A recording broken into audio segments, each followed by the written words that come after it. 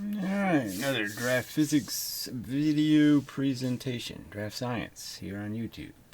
Alright, so a follow-up to the last video on this kinetic energy versus real energy versus total energy and how you calculate it. And the fact is that their physics doesn't make any sense, and I didn't realize they can't even get these elemental formulas right, because it's just nonsense. It's just made up nonsense. So I don't know how to argue it because it's just too stupid. I shouldn't have to. So I'll try to illustrate the point, but I mean, what's the point? They're going to say it's catch-22. I don't know. So it just shows there's no understanding what energy is.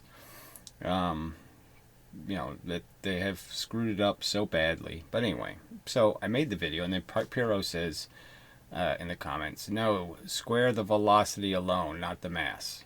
And again, the problem is that in one formula, it's stated that the momentum doesn't change. So something happens, and the momentum of the thing after the happening is exactly the same as the momentum before. And what they're saying is as though it has half the energy. So somehow, and there's no potential energy in the equation anywhere. So there's no such thing as potential energy. There's just kinetic energy. There's just movement, velocity, and mass. So there's no place for there's no springs, there's no gravity, there's no extra force that you're moving against. There's no place to gain any potential energy. So it all has to be kinetic energy. And kinetic energy, by definition, right, is kinetic energy plus potential energy has to equal total energy. There can't be any other definition of its energy than its potential and its kinetic. So we're talking about a circumstance where there's no potential energy exchanged. There's only a kinetic exchange. So it just doesn't make any sense. It's just rubbish. You can't have two different answers. You can't say two things have the same momentum, but they have different kinetic energy, and the potential energy is zero. How's that possible? It's obviously not possible. So this is just so I say, only if you want to get the wrong answer. How can two things have the same momentum and different amounts of kinetic energy? Again, assuming that there's no potential energy in the equation. There was no transfer of kinetic energy into potential energy. There's just the kinetic energy. There's just trains rolling down a track. There's no potential involved at all. Okay, so anyway, so the other guy, so I'll read the other comments in between, but it's a different subject, so I'll change the subject when appropriate. So this guy writes this whole big crap. Really now, you want to show an error in the physics video and you don't know what the formula for kinetic energy. And so, yeah, you don't know how to write a sentence and you're griping. You don't know what is the formula for the kinetic energy. Yeah, I don't know. Obviously, I know the formula. She did the formula. I'm saying it doesn't make any sense. You can't say something had the object has the same momentum and yet it lost half of its energy. So how can it have the same momentum and have half as much energy? I'm asking you the question. That's what she states as the fact. She states as a fact the momentum stays the same and the kinetic energy cuts in half. I'm asking you, how does that make any frickin' sense? You're not answering that question. Anyway, all right. We're down here.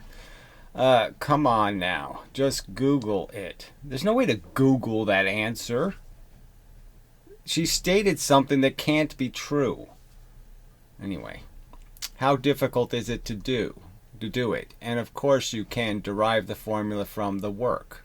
So this just doesn't make any sense again. We're not talking about how much energy something can deliver in 1 second.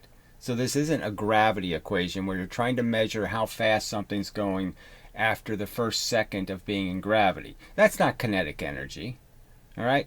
I'm sorry, it's really just not. This isn't, you're not You're using this formula completely incorrectly to define kinetic energy. Kinetic energy isn't defined by the formula you use to discern how much energy can be delivered per second.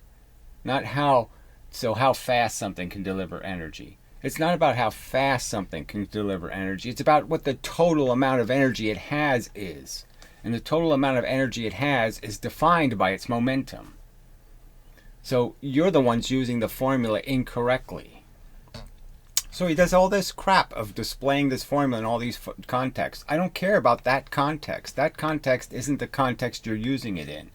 The context you're using it in has to realize that the momentum, okay, you can't break its momentum. You can only say that its momentum is more difficult to somehow, push it faster. You can make the argument that it's harder to push something. Once it's going 10 miles an hour, it takes more energy to make it go the second 10 miles an hour. Of course it does, because you have to go 10 miles an hour just to catch up with it. Before you can even start pushing it, you have to be going 10 miles an hour before you can push it to go 10 more miles an hour, faster. So obviously it takes more energy to move something 20 miles an hour than it took to move something 10 miles, the extra 10. But that's not the definition of energy. The definition of energy is how much energy does the thing have that's moving. And the fact is the two train cars that weigh twice as much and are going half the speed has exactly as much energy as the one car weighing half as much going twice as fast. It's just a fact. Anyway, so he does this. Also, what you say at the beginning of the video is wrong. The kinetic energy does not have to be conserved. It has to be conserved in the sense that the only thing you can do with the energy is either have it in the form of kinetic energy or potential energy. And as stated, there's no potential energy here. The trains aren't pushing a spring. The trains aren't doing anything to convert energy into potential energy. There's no potential energy in the equation, in the circumstance. So it's not relevant. So the total energy has to be the kinetic energy, and it has to be the momentum. They all have to be the same fucking number. Anyway. Also, what you say at the beginning of it's wrong. The kinetic energy doesn't have to be conserved, and the total energy conserved, and the total energy has to be conserved. Have to be conserved. So I stated the total energy has to be conserved. I'm the one who understands that. You're the one who doesn't understand that. Because you're saying half the total energy wasn't conserved, yet the momentum was.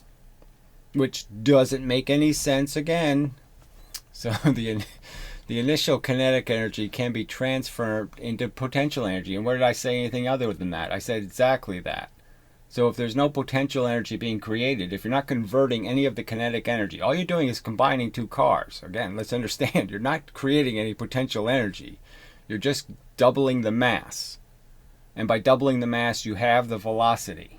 And you have the same amount of momentum, and you have the same amount of kinetic energy. So your formula can't be applied. Okay, or the heat or other form of energy. So again, so this is just more nonsense. She defined the thought experiment. And in the thought experiment, there was no degrade in the momentum, meaning she was eliminating all heat and friction and all distortions and all other mechanisms for destroying any of the energy. So none of the energy was destroyed and none of it was converted into potential, which means it has to all be kinetic again.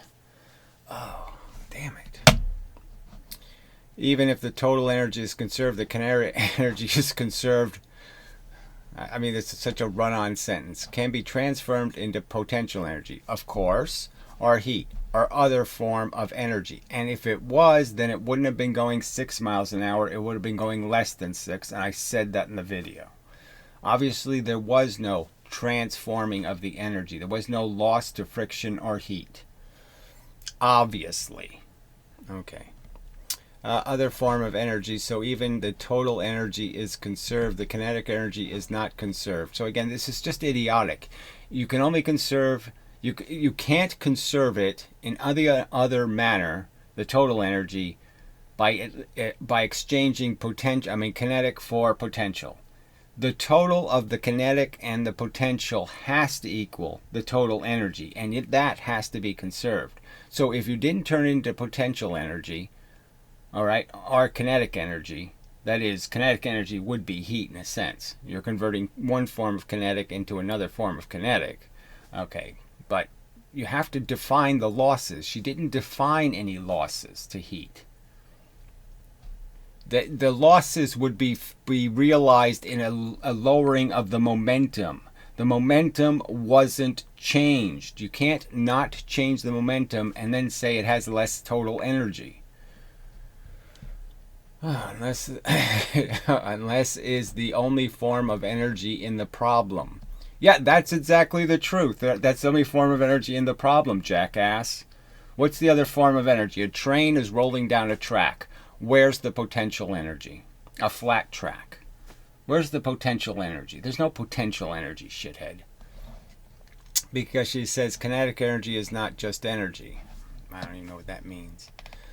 So I said, so you're saying it is not mass times velocity, then the product is squared. Now if you do that, the equation is okay. It doesn't break anything, okay? And you can still use it to describe the fact that velocity gets harder and harder to add as you increase mass and velocity. So as something's mass and velocity increases, it gets harder and harder to push it. You need more and more energy to make it go faster. And as I just stated, though, the reason for that is because you already have to have a ton of energy just to catch up to it, to push it. So obviously, it's more energy. You believe you are supposed to square the velocity and then multiply that by the mass. Well, the problem is, like I just stated, the problem is that doesn't make any sense, because then you're going to have two things with the same momentum, and yet somehow they have a different amount of energy, which doesn't make any sense. All right. DraftScience. Yes, the product of K times kilograms times mass per second squared. Well, again, I don't know. So he didn't even write this right. It's velocity. So I don't give joules. So now he starts talking about what standard it ends up with. It doesn't make any difference. Which order you square something or multiply something isn't going to change with the quantity it's in any. You still have the same exact stuff. So that's just idiotic. So it can't be energy. Just see the units, how difficult it is. I mean, I don't have to see the units. You can't change the units by changing the order you do the math. I said that. What order you multiply and square doesn't change the units. You are talking shit. Okay, and then he says, of course it does. So how the hell can it possibly change the units? If I add two things and then I subtract something, how could I possibly change the total units by subtracting first and then adding? I can't possibly change the units. Of course it does. The units of energy is joules, and you don't change that by multiplying the mass times the velocity first. How did I change the joules? That means Newton meters, which is kilograms. And again, none of that changes. So again, this is just such a bullshit statement. So anyway, which is mass multiplied with the square of the velocity. And what's the difference? If I square the velocity after I multiplied it times the mass, I haven't removed the velocity. So it's still in meters per second, shithead. If you square the kilograms, and man, then you add the so it's not an energy quantity, but an energy multiplied with a mass. It's always going to be multiplied by the mass eventually. You're just talking about what order you're doing it. What an idiot. So the only one here who is talking shit is you. I don't even know the units of you don't even know the units of energy, and you want to make a criticism of a video about physics again. Just Google it. How difficult is it? So again, I don't need to Google it to know you can't have two things that have the same fucking momentum and then tell me, oh no, one's half as energetic as the other. One has half as much energy. They have the same exact momentum, but one has half as much energy. You can't say that and be reasonable. All right. How can two things, so I say, how can two things have the same momentum and different amounts of kinetic energy? And he says this amazing crap. First of all, your last question has nothing to do with what the formula for kinetic energy is. Okay, so this doesn't make any sense, right? So momentum doesn't have anything to do with energy. Oh, okay. So I really shouldn't even bother with talking about momentum because it can't mean anything because it's not about energy. It doesn't tell you exactly how much energy something's capable of delivering. So when they say kinetic energy, they're really not talking about energy. They're talking about something else. Something not related to mass and velocity, which is how you define how much energy something has. Yeah, right? I mean, this is too stupid, right? We know that the mass and the velocity is how you decide how gravitational bodies are going to get, move and all that stuff. It has everything to do with energy. All right, well, anyway, energy of course, has nothing to do with the fact that the square of the product is not an energy quantity. Well, you say it's not. I say it certainly is. I mean, you're taking half of a squared product, right? So when you have a square product, what happens over time? Well, it just means that the bigger and the faster something's moving, the harder it is to move. Right? It's just telling you that the energy required will be higher and higher. But if you just square the velocity, then you're saying that somehow velocity is more important than mass. And how can that make any sense? All right. It can't. I'm just telling. I'll tell you up front. The velocity can't mean anything more than the mass to the total energy. The total energy is half of it's contributed by the mass, and half of the total energy is contributed by the velocity. There's no disproportion where the velocity is so much more important than the mass. That's just not true. It's garbage. It's nonsense, and that's what you're attempting to defend, which is nonsense. So you're just proving my point. Their physics is so broken they can't even figure out what energy is. I mean, I guess that's why they have so many different ways to say the same thing. A calorie and a Kelvin and a this and a that. They got 15 million ways to say how much energy something has. What you say is wrong regardless of your last question. So he can't answer the question because to answer the question would be to admit that that doesn't make any sense. Okay, that momentum isn't energy. When, yes, momentum is the most, if you want to find the most foundational way to describe how much energy something has, you just say how much momentum does it have. Momentum is energy. You don't have any energy if you have no momentum. You have no energy. You haven't got any, okay? And we're not talking about what the external environment's going to do to you. We're talking about what you have. If you're not moving, you have no energy. Okay. Of course, it can have different kinetic energy. We're not talking about nuclear energy. We're not talking about something that's inside of your atoms. We're talking about the you that is you, what you can impose on the universe, and you're imposing nothing. Your atoms might be, but you aren't. You have zero energy. Of course, it can have different kinetic energy. So he says, of course it can. So it can have the same momentum. I can have two rocks in space. One's half as massive and moving twice as fast. It's twice the speed. So one's weighs twice as much and is moving half as fast, and one is half as massive and moving twice as fast, right? Yeah. And you're telling me that the one that's going faster has more energy and will cause more of a gravitational change when it interacts with another body. Well, you're wrong. You're telling me that one will compress a spring more than the other.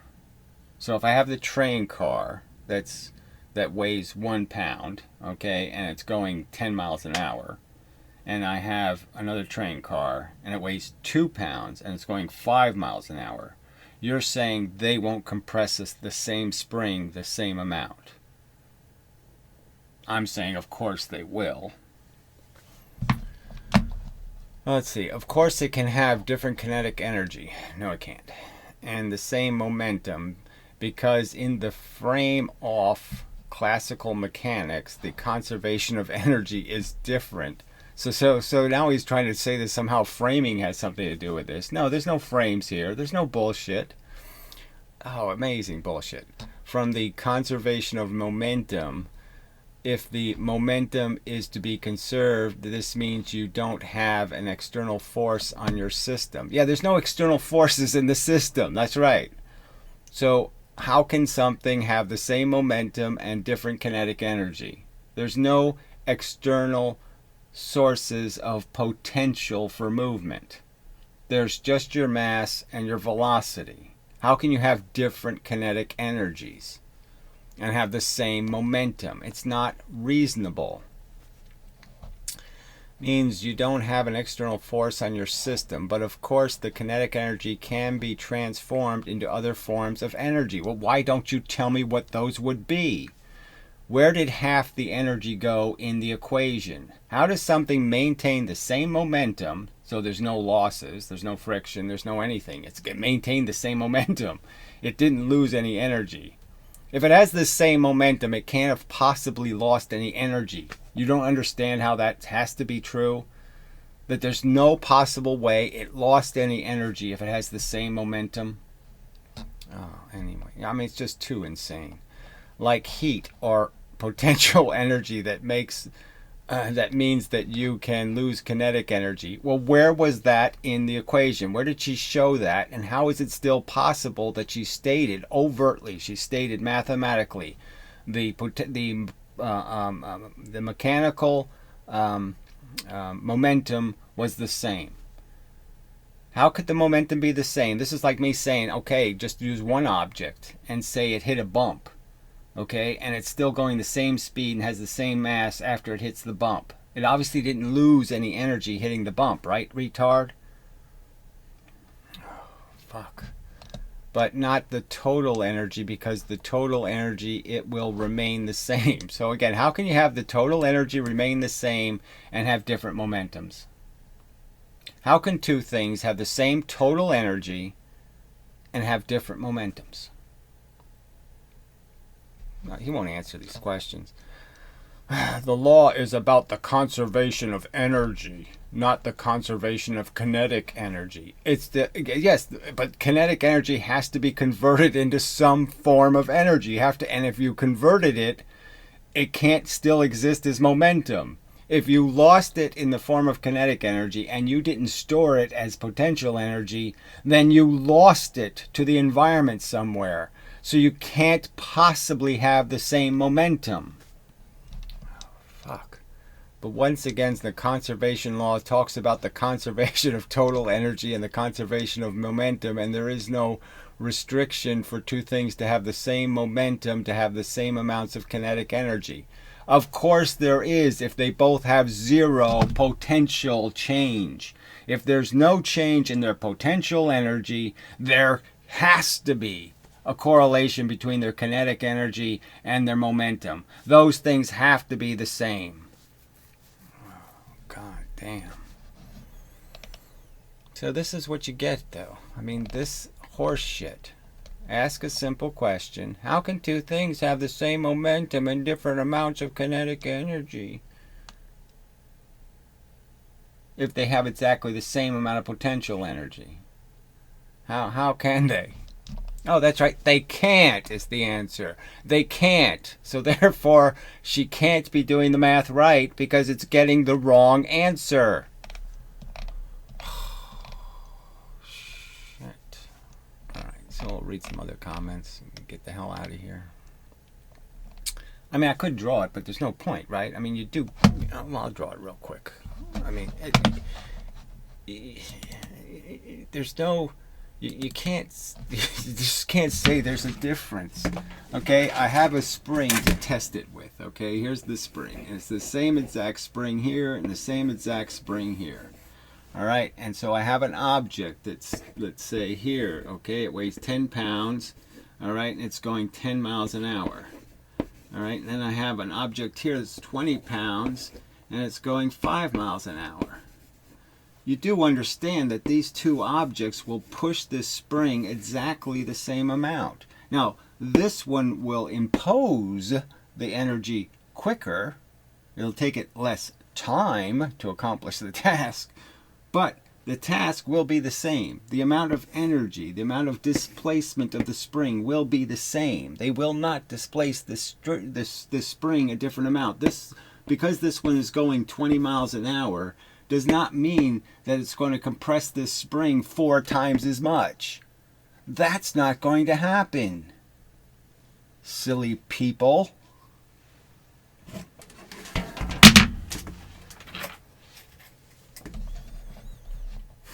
That's a conversion of kinetic energy into potential energy. The amount of potential energy is the compressed spring. It doesn't matter what I put in front of the spring is telling you how much energy it can produce. So it's a measure of the total energy. You've converted all of the momentum into a compressed spring. The compressed spring is measuring exactly how much energy you have. So this can't make any sense. How can you sit there and say that these momentums are the same, yet they will compress the spring differently? Shit. Yeah.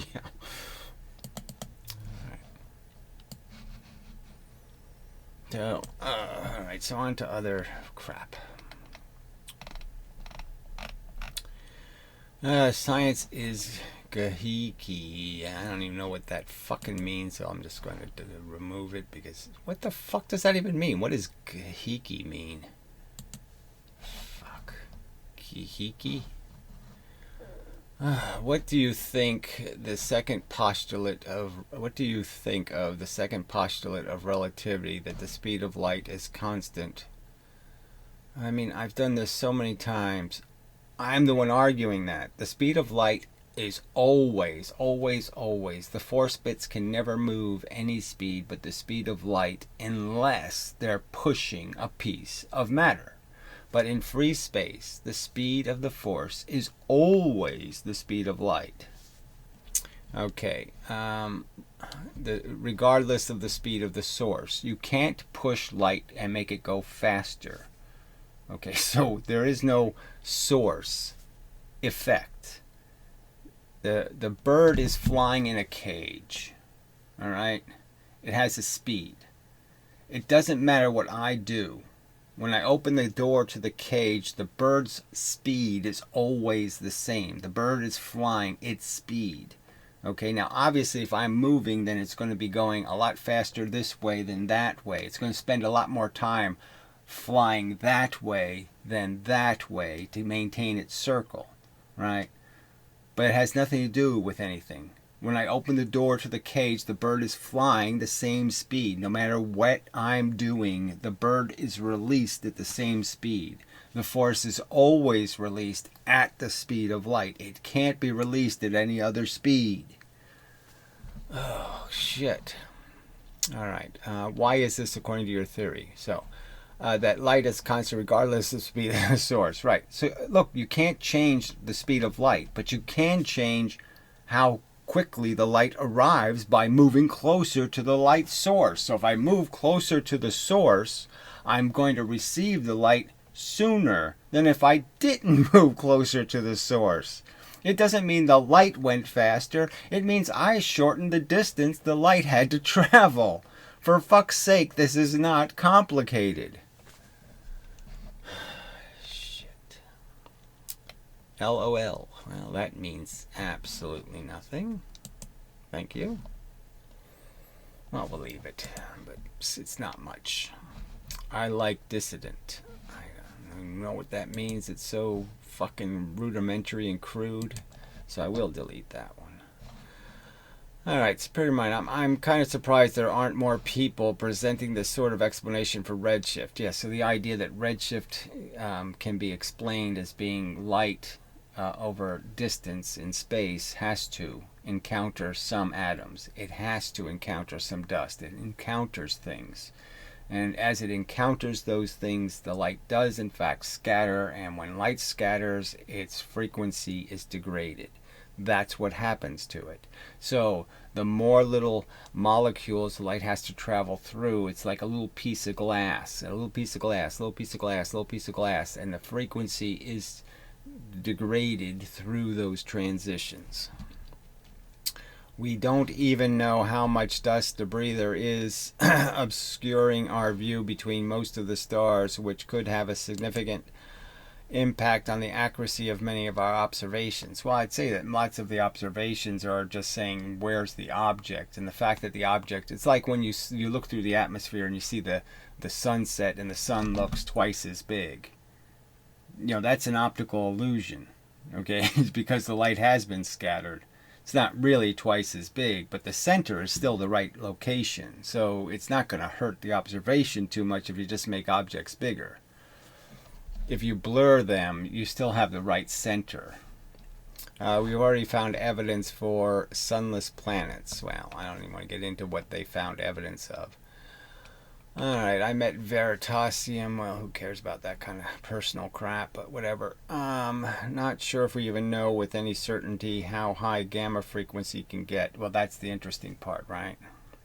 I mean, obviously, there's sort of this, you have to sort of say there's a Planckiness to the universe, and so there's a point where you can't pile on any higher frequency because the size of the thing you're making the frequency out of is now too big. You can't, you can put them next to each other, but you can't put them half of next to each other. So there is a point where you have to stop and just say they're smashed right up and next to each other, and that's it, and that's the end. There's no more infinite regression. There's just, yes, the two things did collide. I mean, you can't keep doing this half difference. You can't keep saying, well, I'll have the difference, and then I'll have the difference, and then I'll have the difference. Eventually, you get to a point where there's no difference to have anymore. But anyway. Okay, so, and then some Tanya thing says, oh, wow. Well, that is just so useless.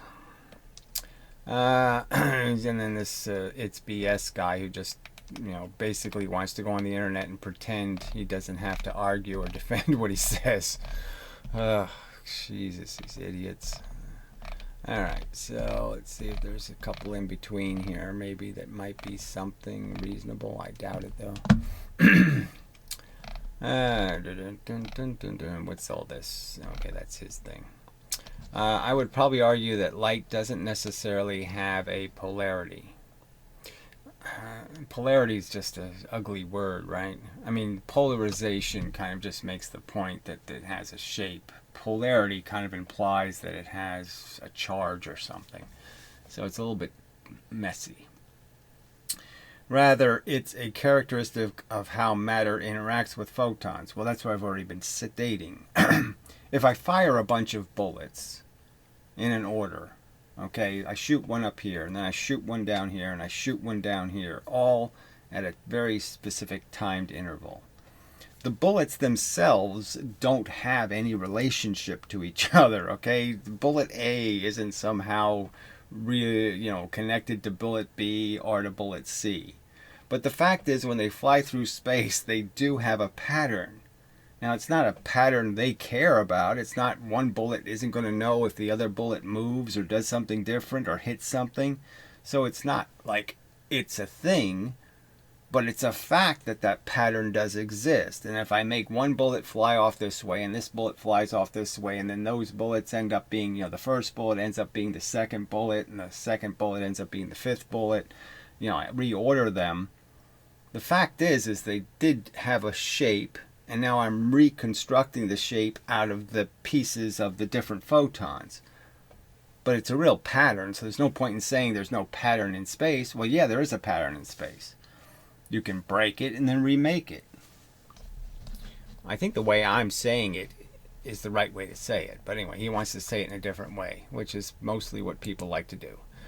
For photons, for photons to have any effect on matter, a certain surface area of atoms has to be hit by the same frequency of photons. more importantly, or just as importantly as the frequency, is the polarization. That's what I'm trying to emphasize here, is that we know from the polarizing filters that even if we could make a photon that has no polarization, we can't see it, because the polarization is fundamental to being able to see the photon, being the photon doing its, having its effect. To have its effect, it has to hit in sequence based on its polarization, not just its frequency.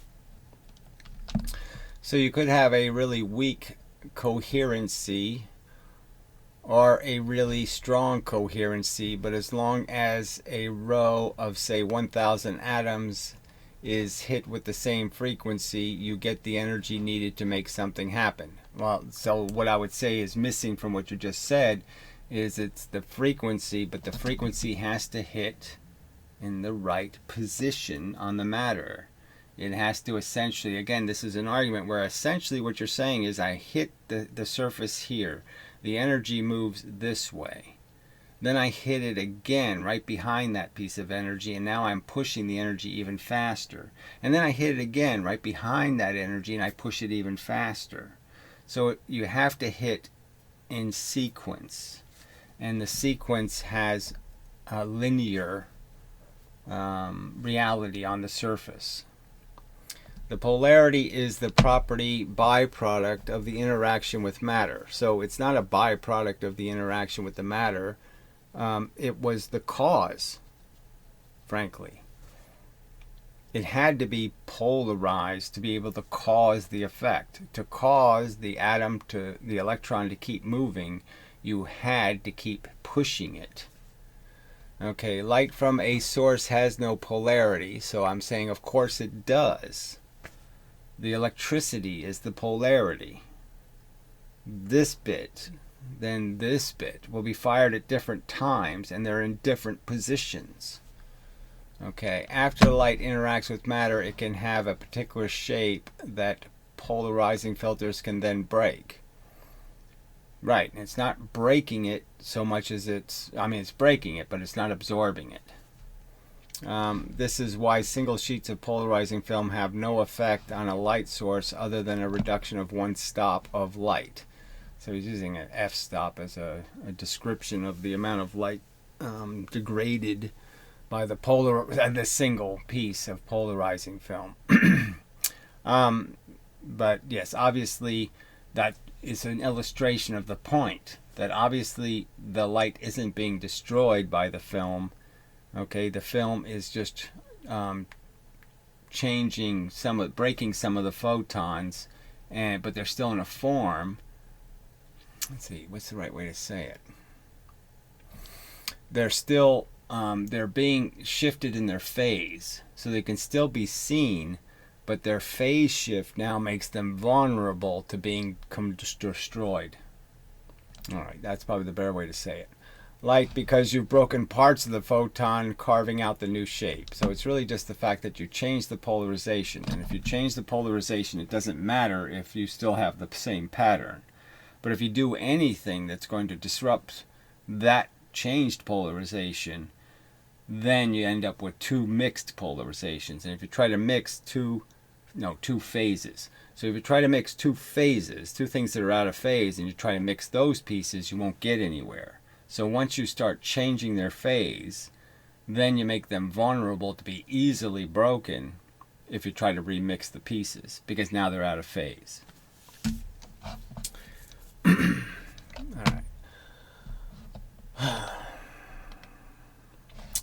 right. She's a lot hotter to look at, but can't stand to watch more than the intro. And I even doubt she is the sole producer, if a producer at all. Well, clearly I think she is part of the whole project, so I don't think that's... But yes, clearly she has people. Okay, people. And clearly her people are just as stupid as Piro. So anyway, we'll update this and see if there's any new comments, but this is too stupid. It's just can't make any sense out of their physics. Just can't do it.